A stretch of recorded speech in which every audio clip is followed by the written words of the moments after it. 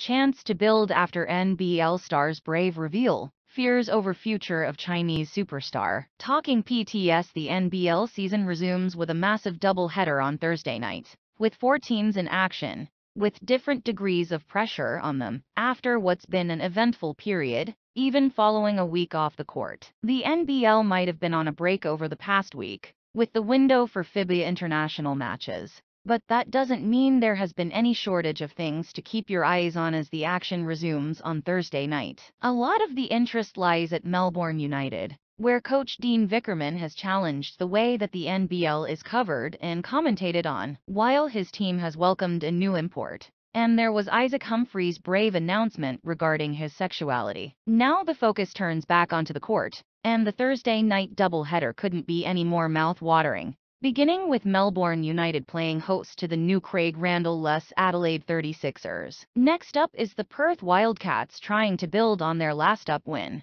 hosting the southeast Melbourne Phoenix. There is just the one game on Friday, and will be another terrific battle between two teams looking to consolidate their playoff positions, with the Tasmania Jackjumpers at home to the New Zealand Breakers. There's then 2 lots of double-headers on the weekend beginning on Saturday, with the southeast Melbourne Phoenix and Melbourne United locking horns, and then the Brisbane Bullets hosting the Cairns Taipans. Last up for round 7 is on Sunday, with the New Zealand Breakers at home to the Adelaide 36ers, and then the Sydney Kings hosting the Illawarra Hawks in a top v bottom battle. Eventful United turn focus back onto court. There's been an enormous amount happening surrounding Melbourne United since they played their last game, but they now look to turn their attention back to on-court matters to attempt to build some momentum. What a couple of weeks it's been for Melbourne. It started back in round 6 leading into the break, where they were humbled in Cairns,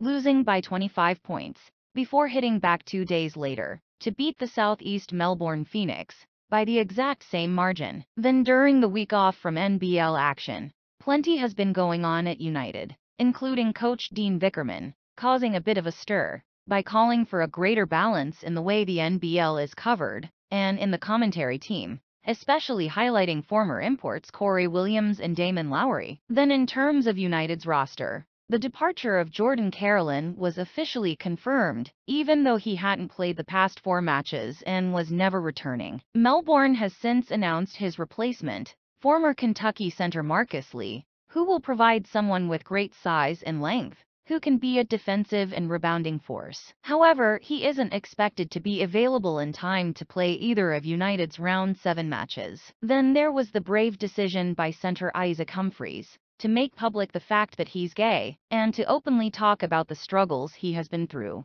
trying to come to terms with it. With him being a former NBA player, it has attracted global headlines, and is something both Humphries and United deserve enormous credit for in the way it's been handled. But now it all turns back to focusing on the court for United, with 2 huge round 7 games, both at John Cain Arena, against the Adelaide 36ers on Thursday, and southeast Melbourne Phoenix on Saturday. Coach Vickerman is actually happy enough to be 5-5 after the start to the season they've had, and losing Ariel Hekporty, and only having Shea Eiley for 3 games, but knows they need to start building momentum. I started to praise our team a little bit, thinking we were starting to get it, and that certainly went the wrong way in Cairns, Vickerman told Sen. This is a group who every time I've really stepped on them and been tough of them they have responded, so I'll keep my praise to a minimum. Once we lost Shea and Ariel we felt like